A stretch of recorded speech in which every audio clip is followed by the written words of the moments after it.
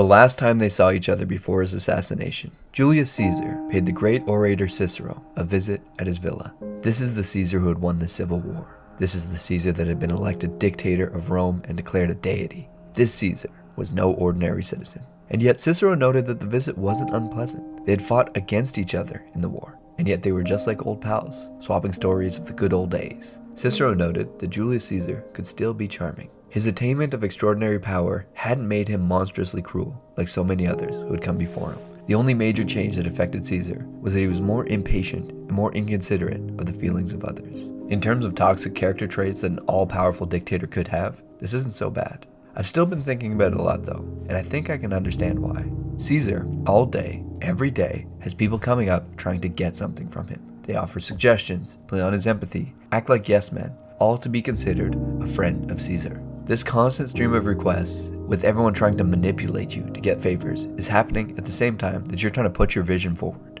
Caesar's trying to run an empire and plan a war. Whether you agree with these things or not, Caesar did have important things he was doing, and having to also constantly deal with people trying to get something from you, it gets grating. After a certain amount of requests, it becomes hard to properly express yourself in a way that's agreeable. Sometimes when you're stressed for time, you have to just say what needs to be said, and you don't have time to wrap it in a non-offensive bow for people. It's completely understandable in my opinion, but this lack of patience can make you enemies that lead to your downfall as well. Take the Spartan king Leonidas in his war against the Persian king Xerxes. Leonidas was asked by Ephialtes, a disgusting, deformed cave troll, likely with hideous breath, if he could enter his ranks. Even though Ephialtes was a Spartan, for safety reasons, he could not. He was a patriot, but his deformities made it so he couldn't be an effective soldier. "I'm sorry, my friend," Leonidas told him. "I cannot use you."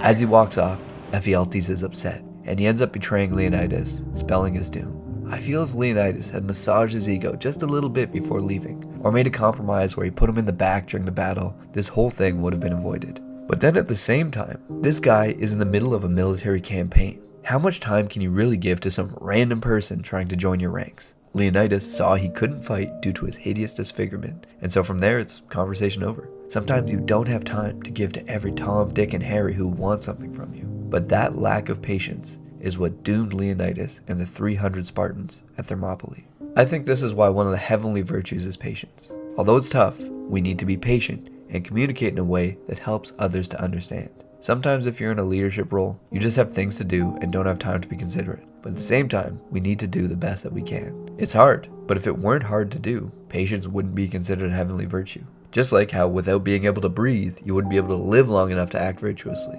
But as important as breathing is, it's automatic, so it's not considered a virtue. But patience, on the other hand, is not automatic, and it's so important.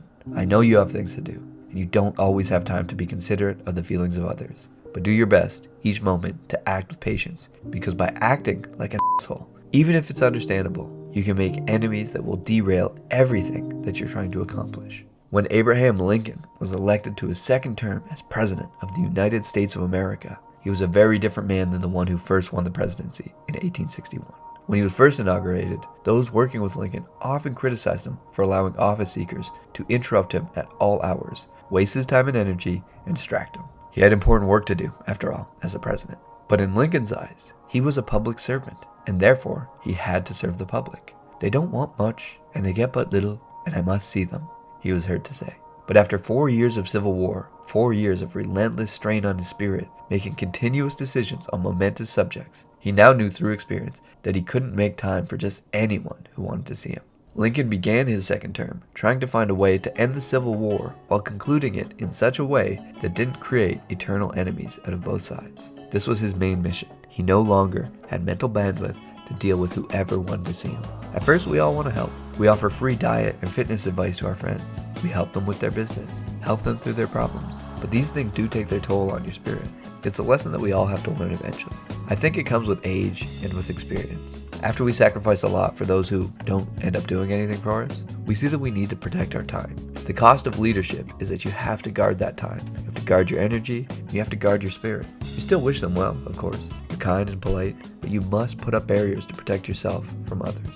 The difficulty, as always, lies in doing this politely, in a way that doesn't garner you enemies. Most of your friends will understand this, but new people will always try to infringe on your time, and you'll need to set boundaries. Like Lincoln had to learn, like Caesar had to learn. These take their toll on you. The goal is to be patient with these people, while also gently finding concessions that you can make without making enemies, else you may get betrayed. In the end, all you can do though is your best. It'll all wash out the way it's meant to.